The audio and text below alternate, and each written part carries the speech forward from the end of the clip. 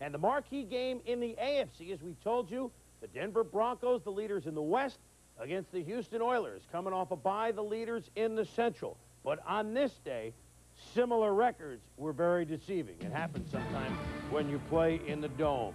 It still is, even though Jerry's gone to the House of Pain. Steve Atwater trying to apply some pain of his own on Haywood Jeffries. Houston's men of pain, Ezra Johnson, Lee Williams sideline. So Lamar Lathan greets John Elway, beginning of a long day for number 7. On the first series with Lee Williams out, Sean Jones is in, and he beats Jeff Davidson in sacks. Elway. Still in the first series, the punt is blocked. Bull Orlando blocks it. Bubba McDowell recovers 7-0. Tom, what happened? Bad snap by Waddell here, and then Haran takes the extra step when he really didn't have the time to get the ball up, get the block for a touchdown. Dan Reeves says you can't be doing that when we're already playing with a short deck on the road in this stadium. Meanwhile, Gaston Green has been great, Tommy, but not here. Well, he runs into Doug Waddell, and there he gets smashed down again at the line of scrimmage. So Gaston Green had compiled a couple 100-yard games in a row, but not on this day. Only 36 yards in 15 carries. Warren Moon, last time we saw him in New England, he was not very sharp. Guess what he was today? Razor sharp. Ernest Gibbons jitterbugs for 29 yards. Early in the second, Moon's only mistake is picked off, and Dennis Smith makes the tip. Wyman Henderson makes the pick. It's still a 7-0 game. Moon would get it back later.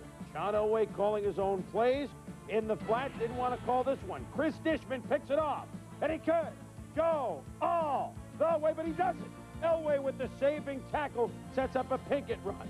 Next possession, Elway hit by Sean Jones. Oilers recover the fumble, and Jones is too powerful. And Elway was under this kind of pressure all day. Sean Jones just manhandles Jeff Davidson. John never had a chance, and this was the way it was most of the day. Next Denver possession, the shuttle pass to Steve Sewell, but it's a fumble. And this time Chris Dishman does go all the way. 19 yards, a touchdown.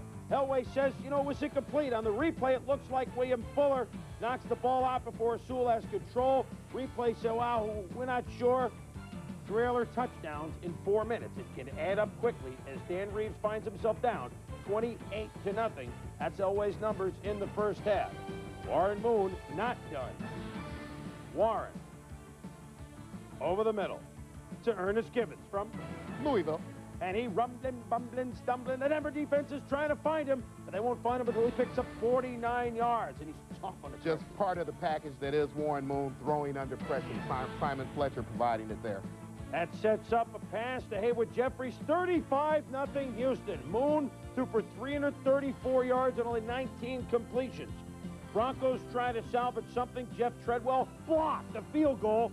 So the Oilers special teams really had it racing this afternoon. Dan Reeves said, well, guess what? We're down 35-0. Second half, only problem the Oilers have were some injuries. Doug Smith, leg whipped here by Davidson, strained a knee, sprained an ankle.